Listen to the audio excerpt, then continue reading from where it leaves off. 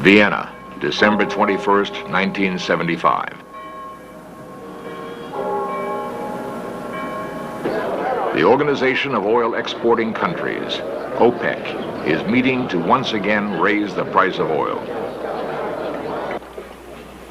Recreated here is one of history's boldest terrorist operations. Ilich Ramirez Sanchez, alias Carlos, with his gang, quietly enter OPEC headquarters.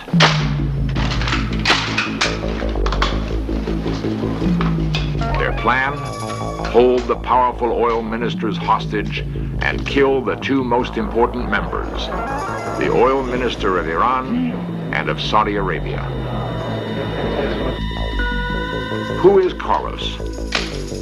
How did he dare dictate terms to OPEC and become the most wanted man in the world?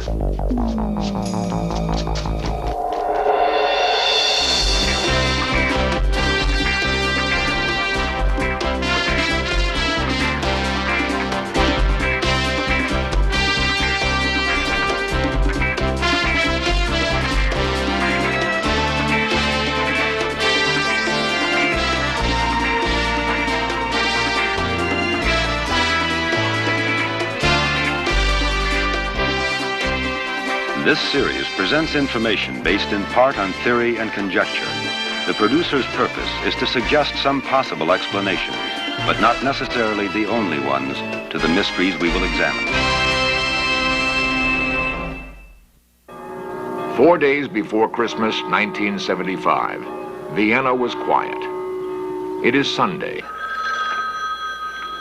Guten Morgen, OPEC. Yeah? Even so, members of OPEC are in conference at their headquarters. Hello? A receptionist is on duty outside the conference room. Yeah. Bitte. Security? Only 2 aging Austrian policemen. After all, who would attack OPEC? Less than a mile away, a squad of Einsatzkommando, Austrian anti-terrorist police, is on duty. This unit has been in existence since the Munich Olympic murders of 1973. Christmas carols take the place of crime reports on the radio. The only conflict, Black Knight takes Queen's Rook. Carlos' attack on OPEC headquarters is recreated.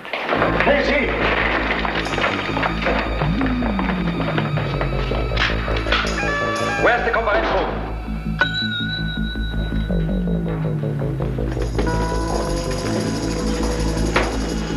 Are you a policeman? Yes?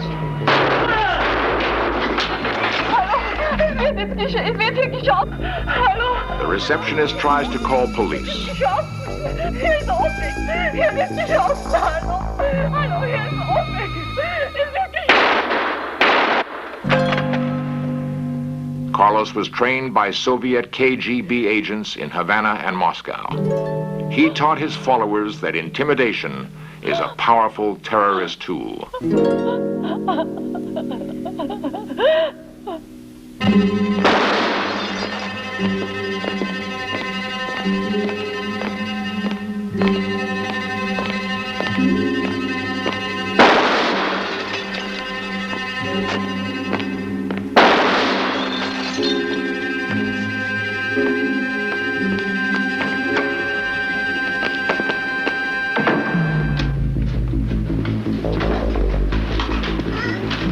One of the oil minister's bodyguards tries to disarm a female gang member.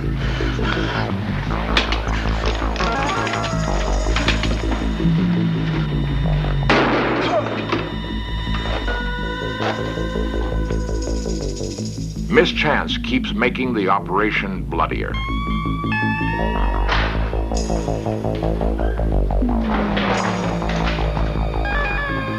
Had the OPEC official known how to work the firing mechanism of Carlos' machine gun, Carlos might now be dead.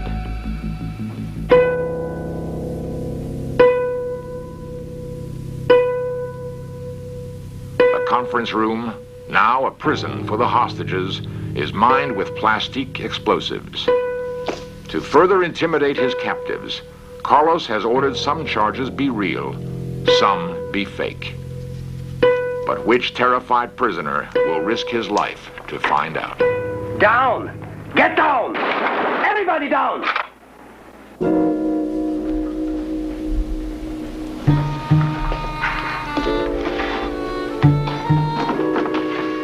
In an isolated office, a security guard finds a telephone still connected and calls police. OPEC Überfall!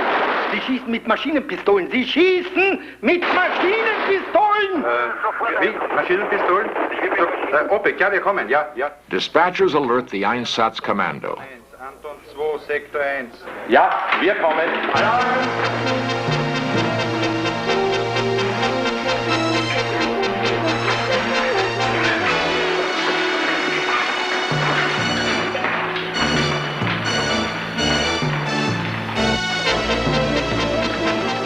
By day's end, 500 armed men would surround the OPEC headquarters.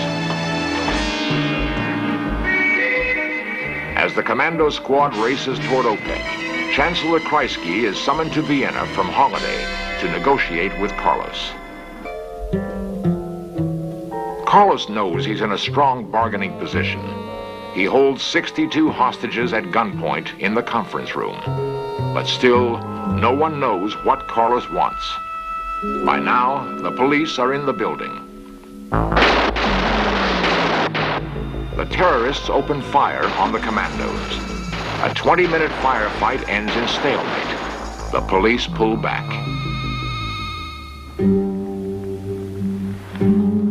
You. Not you, the blonde. Confident now, Carlos chooses the most attractive secretary among the hostages and dictates his demands for delivery to the Chancellor of Austria. He wants a bus to transport everyone to the airport, a DC-9 jet to fly them to an unknown destination, and a pro-Palestinian statement to be read over Austrian radio every 2 hours. Negotiations now begin.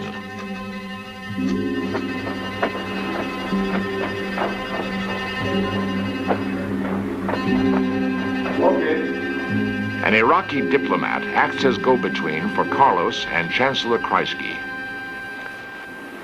First, you agree to release all the Austrians. The go-between tells Carlos that Kreisky demands all Austrian citizens be released. Residents. I command here, not Kreisky, not anybody else.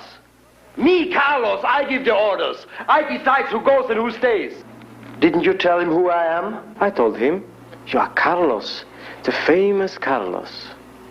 Flattered, his ego boosted, Carlos agrees to leave right, most of the hostages behind. I wasn't going to take them anyway. Throughout the operation, Carlos lost no opportunity to remind his hostages and the police that he was the same Carlos wanted throughout Europe for bombings, assassination attempts, and the cold-blooded killing of at least 6 men. Kreisky then gives in to Carlos' demands. Now, he has succeeded in bringing Austria and the mighty OPEC to their knees. At dawn the next day, Carlos leaves OPEC with 35 hostages. This is actual film of that morning. Here, Carlos plays out a bizarre scene, shaking hands and even embracing those he had terrorized hours earlier. Psychiatrist Dr. Frederick Hacker is author of the book Crusaders, Criminals, and Crazies.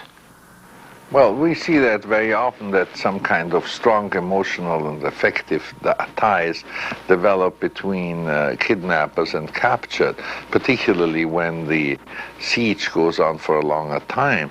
And it seems as if a we group, so to speak, is forming that then turns against everybody who does not belong to that, namely the police, even the relatives of the victims. And it is this strange communion that seems to form in the face of extreme danger that engages our attention. Outside OPEC headquarters, the police stood aside.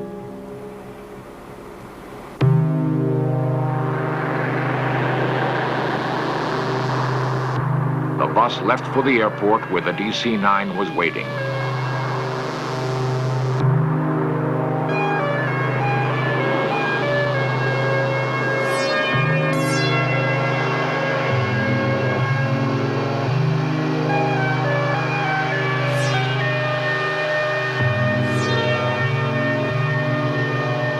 The worldwide press condemned Chancellor Kreisky as being soft on terrorism. Had Kreisky refused to yield, how many hostages would Carlos have killed? From the moment he started to deal with me, there had been already 3 killed people in the building and a lot of destruction. More proof for his will to kill hadn't been necessary for me. The Iraqi go-between in negotiations was also convinced Carlos was capable of mass murder.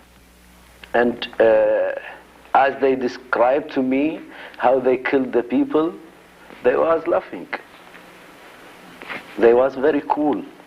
In Algeria, Carlos was persuaded to ransom the oil ministers of Iran and Saudi Arabia rather than kill them. The reported price, $1 million each. Carlos became a millionaire. This infuriated his terrorist friends, who saw him now as a mercenary with few ideals that couldn't be bought. When he made up his mind not to kill them and to accept a compensation for that, he had troubles with his people. This film, taken at Algiers airport, is the clearest record of Carlos that exists. That's him breaking away, answering a call from the plane. It was Christmas Eve, 1975, the last time Carlos was photographed. Since that day, international police sources, including Israeli intelligence, say that Carlos has not retired with his money. On the contrary, it is believed that he took an active role in planning the hijacking of the Air France airliner to Entebbe, Uganda, and that he escaped death again because he was in Libya directing operations when the Israeli commandos saved the hostages. Since the OPEC operation, Interpol, studying pictures and handwriting, has linked Carlos to years of terrorist crimes in Europe. They positively identify him as Ilich Ramirez Sanchez, son of a wealthy Venezuelan lawyer. How did Ilich become Carlos, the most wanted man in the world?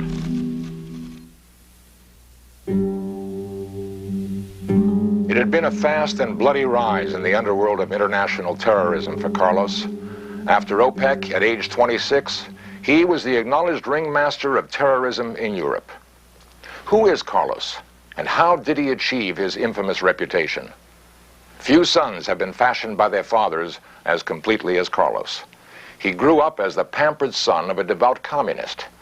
In business affairs, however, Dr. Jose Sanchez is a capitalist, having made millions in real estate. He is now retired to the small village of San Cristobal in the Andes.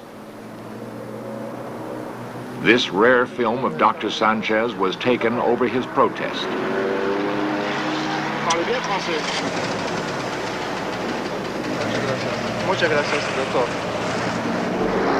Later, despite his protest, the camera caught him again. Dr. Sanchez now describes his son as the general of world terrorism, and the father completely supports his son's methods. In 1966, Carlos moved to London and lived with his mother, who had now separated from the father. It was swinging London then, and on father's money, life was good. Shopping in Carnaby Street for flashy clothes. Carlos was fascinated by James Bond films and loved music of the Beatles. Seen here with his mother and a girlfriend, he became a popular young bachelor on the diplomatic cocktail circuit. He acquired a taste for the best Napoleon brandy and lost heavily in poker. Swinging London life stopped abruptly when father reasserted his influence. Carlos was sent to Patrice Lumumba University in Moscow. He studied terrorism for 2 years. Then, the playboy habits Carlos learned in London appeared to annoy his Russian hosts. He was expelled. From Moscow, the Carlos Trail leads to Palestinian training camps in Lebanon and Jordan. In camps like this one, Carlos was trained in the use of terrorist weapons. Sitting among his classmates from a dozen countries, it is here the alias Carlos Martinez was first used by Ilich Ramirez Sanchez. The name stuck, and the transformation from Ilich the student to Carlos the terrorist was completed. He went to work for the Palestinians. His first assignment, deliver machine guns and grenades to the fanatic Japanese Red Army, who had agreed to attack the passenger lounge at Lod Airport, Israel. The toll, 28 killed, 78 wounded. Police investigations begin to link Carlos with his terrorist crimes. He is identified as the mastermind behind a rocket attack on an Israeli jetliner at Orly Airport, Paris. The rockets missed. The terrorists escaped. All Europe reacted by surrounding airports with troops and tanks, not seen here since the Second World War.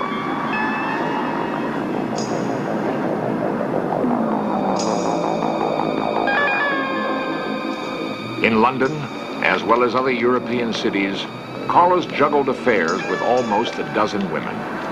He prided himself as a great lover, and through his extraordinary appeal, used women to provide safe havens. In London, one such lover is Angela Atayola, a Spanish waitress. Here, Angela is escorted to jail by Scotland Yard agents. In her apartment under the bed, they found a suitcase. It contained a hit list of potential assassination victims, explosives, ammunition, and guns, one of which was used in the attempted assassination of British businessman Edward Seif. Carlos himself always miraculously managed to escape.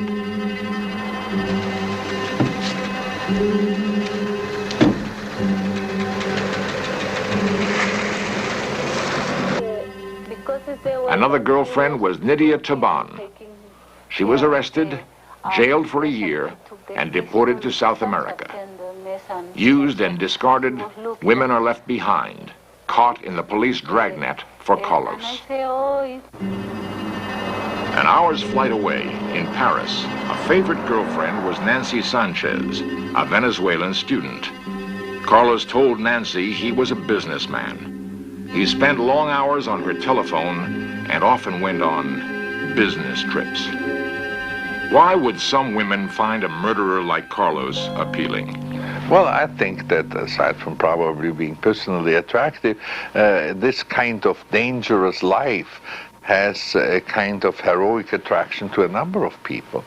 I understand movies and television shows are being made about such characters that probably use the same type of charismatic attraction that he also uses in his personal life. A friend of Nancy Sanchez and Carlos was Angela Armstrong, a British secretary. Angela remembers constant parties at Nancy's apartment at 9 Rue Toulier whenever Carlos returned from business trips. During one such party, French secret police closed in on Carlos. He killed 2 agents and a Palestinian terrorist friend whom Carlos suspected of betraying him. A massive police manhunt for Carlos is launched throughout France. Every transportation center is closely watched and guarded by police. Ironically, Carlos turns up the next day at the Paris Air Terminal after walking unnoticed through a cordon of police. In the terminal, he encounters Angela Armstrong. He asked me, "Have you heard the news?" I hadn't heard anything. And then he said, "Well, I've killed 2 men. Dirty Arab betrayed me. I kill all those who betray me." And he went off and, well, he was not drunk. He seems quite sane. And I thought, my God, I'm going to be killed. I thought, I know him. So I knew that I definitely got identified. Nobody else could. And I was scared. Police later said Carlos escaped by coming here to the Algerian embassy in Paris. He was given a new passport and left France by boat for Algeria. Angela was arrested and questioned for 2 weeks.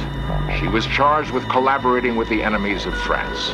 Her case is still untried, and she is under constant police surveillance. She is paying the price of knowing Carlos.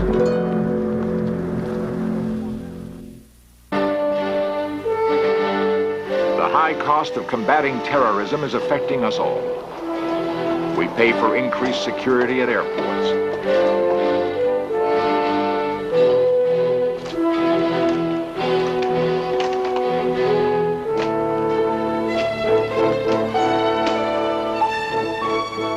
And highly trained specialists like these to deal with terrorists like Carlos. In France, for example, the Groupe d'Intervention de la Gendarmerie train constantly for the day they might be called upon to combat Carlos or his terrorist friends.